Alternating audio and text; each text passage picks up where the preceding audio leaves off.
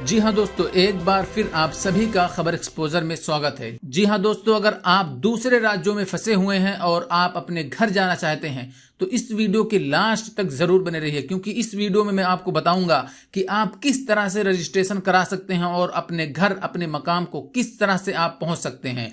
जी हाँ दोस्तों, और आपको ये भी बताऊंगा कि अगर आप सरकार के द्वारा लॉन्च किए गए आरोग्य सेतु एप्लीकेशन यूज कर रहे हैं तो आप बहुत बड़े खतरे में हैं।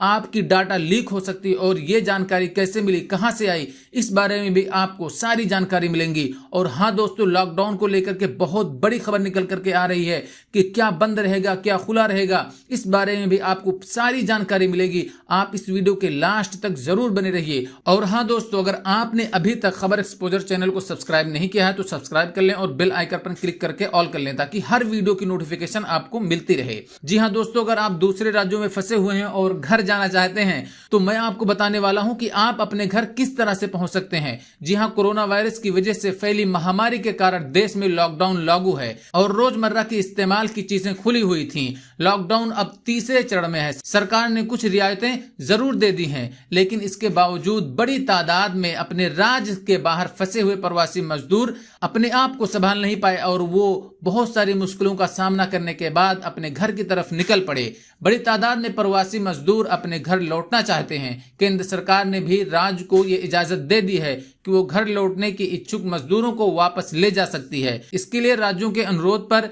श्रमिक स्पेशल ट्रेन चलाई भी जाने लगी हैं, जिससे प्रवासी मजदूरों को उनके गृह राज्य पहुंचाया जा रहा है। अब उत्तर प्रदेश सरकार ने घर लौटने के लिए इच्छुक प्रवासी श्रमिकों के लिए ऑनलाइन पोर्टल शुरू कर दिया है।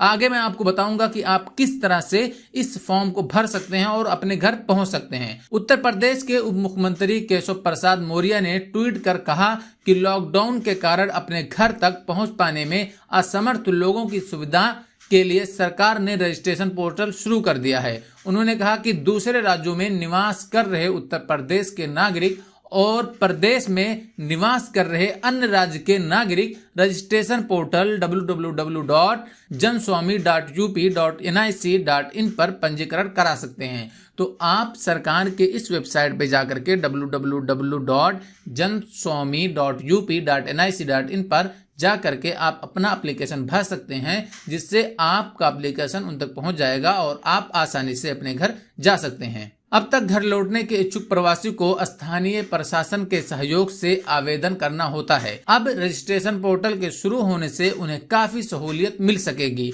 रजिस्ट्रेशन के लिए कुछ केंद्र भी शुरू हुए थे, जहां पिछले दिनों भारी भीड़ उमड़ने के कारण सोशल डिस्टेंसिंग की धज्जियां उड़ने के कुछ घटनाएं भी सामने आई थीं। जी हाँ दोस्तों, अगली बड़ी खबर आपको मैं बता दूं कि अगर आप आरोग्य सेतु एप्लीकेशन यूज कर रहे हैं तो आपकी प्राइवेसी खतरे में है, आप खतरे में पड़ सकते हैं। भारत का corona trekking mobile app Aarogya Setu app में एक खामी मिली है, जिसकी वजह से 9 करोड़ यूजर्स की प्राइवेसी खतरे में है। ये दावा किया है एक फ्रेंच हैकर्स ने।